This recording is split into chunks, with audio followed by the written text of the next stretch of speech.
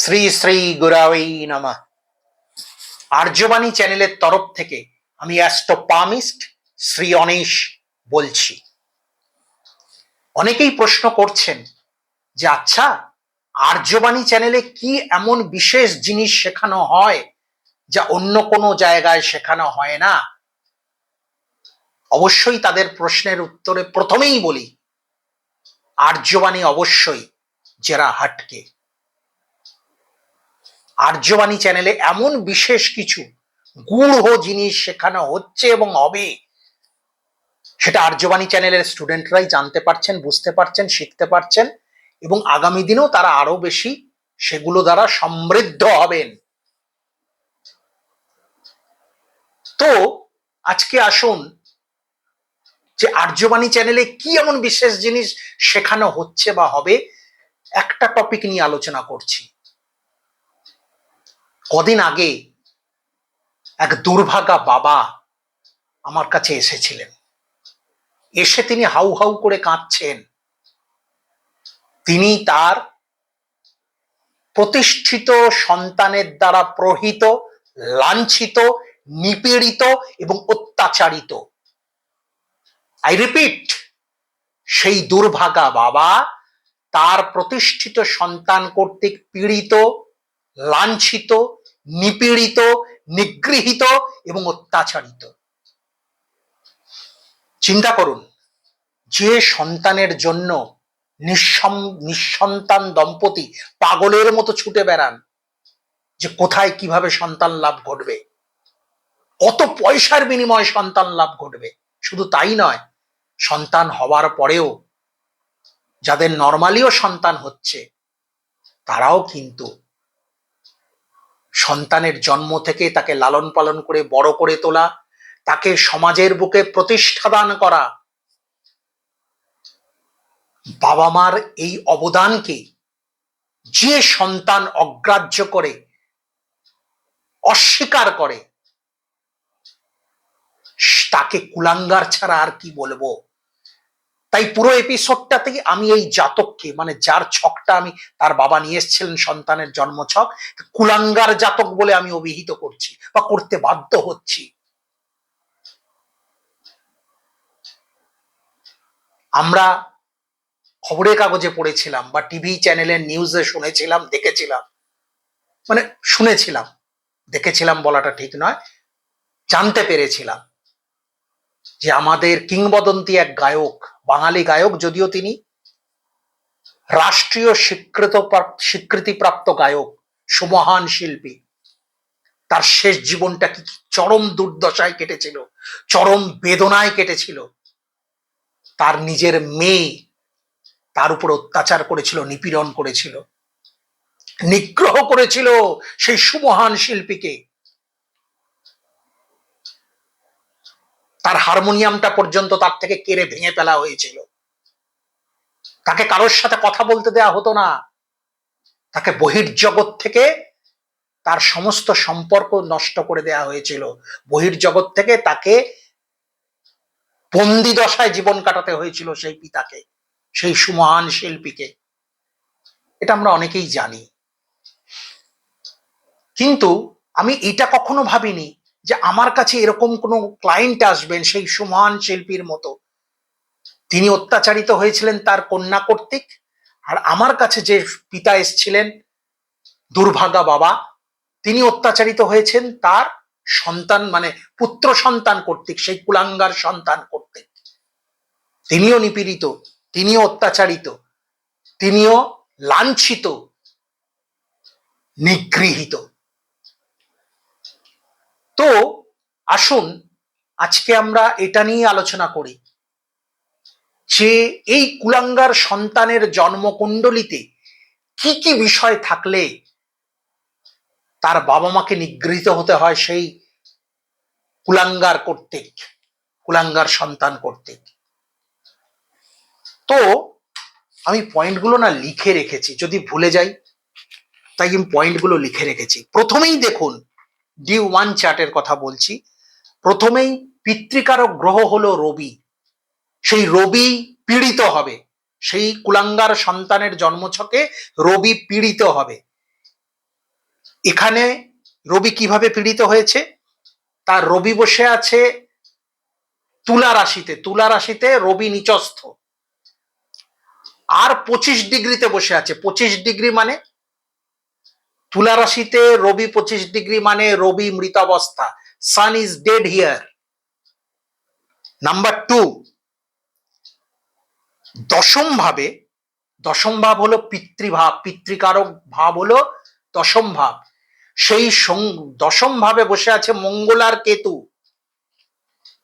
মঙ্গল আর কেতু একসাথে বসে আছে, সমসপ্তম থেকে দৃষ্টি দিচ্ছে রাহু, মানে রাহু মঙ্গল তৈরি হচ্ছে অঙ্গারক যোগ। এই কুলাঙ্গার সন্তানের জন্মছকে অটোমেটিক্যালি তৈরি হচ্ছে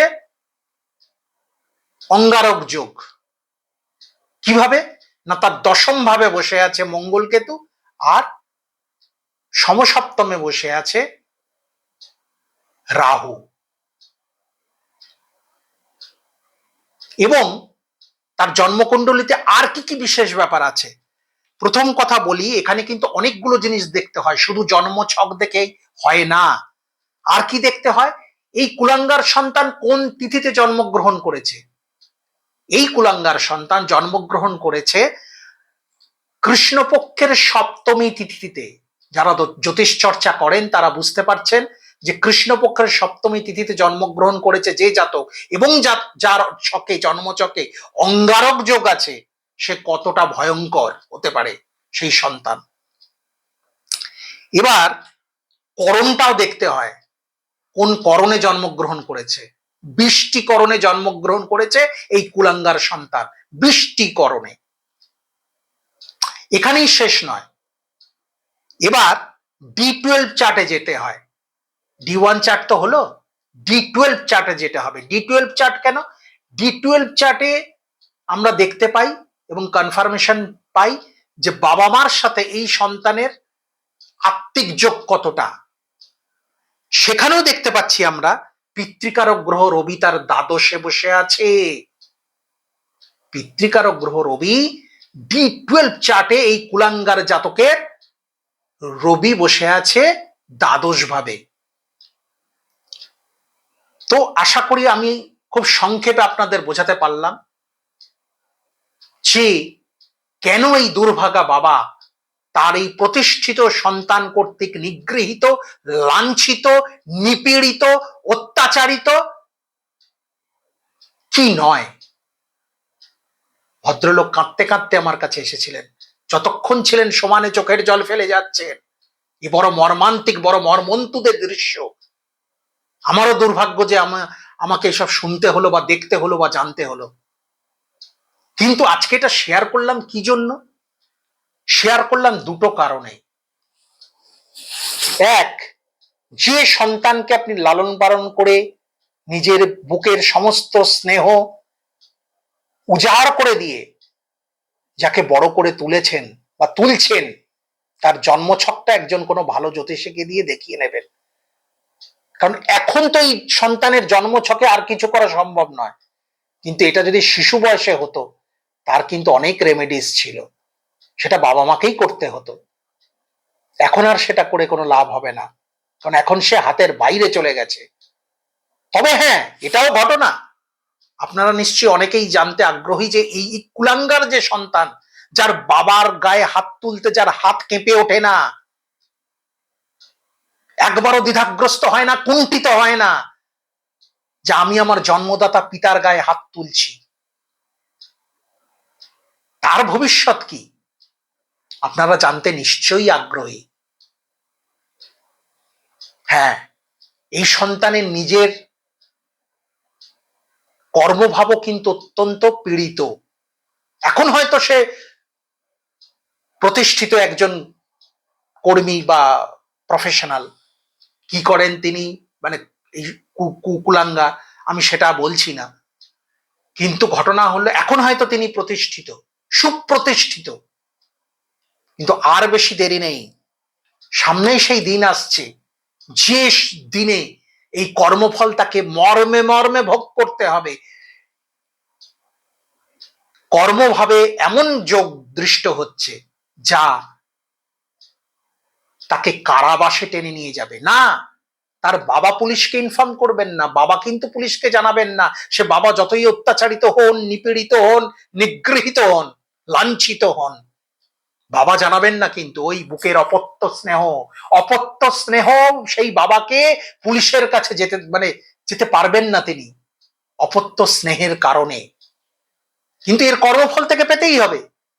এর কর্মফল একে কিন্তু কারাবাস ঘটাবে কিন্তু এর, এবং ঘটাবেই। সেরকম কিছু জিনিস আমি দেখেছি। যাই হোক, সেটা আলোচনার বিষয় নয়। সেটা শুধুমাত্র ডিটেইলডে আমি আলোচনা করব আমার স্টুডেন্ট যারা, আর্যবাণী স্টুডেন্ট যারা, আমার মানে আর্যবাণী স্টুডেন্ট যারা, তাদের সাথে আমি বাকিটা ডিসকাস করব। এখানে শুধু এতটুকুই বললাম, যদি কেউ এইরকম ডিটেইলডে জ্যোতিষশাস্ত্র শিখতে চান তাহলে অবশ্যই আর্যবাণীতে যোগাযোগ করুন। অনেক কিছু ব্যতিক্রমী জিনিস জানতে পারবেন, শিখতে পারবেন, যেগুলো সাধারণত অন্য কোনো জায়গায় আলোচিত হয় না। প্রচুর বিষয় আছে এরকম। যাই হোক, যদি আপনারা কেউ আগ্রহী থাকেন আর্যবাণীতে নাম রেজিস্টার্ট করাতে, নিচে ফোন নাম্বার আছে, পেয়ে যাবেন। তাও আমি বলে দিচ্ছি, 7980749608। আবার বলছি, 7980749608। সবাই খুব খুব খুব ভালো থাকবেন। গুরু কৃপাহি কেবলম।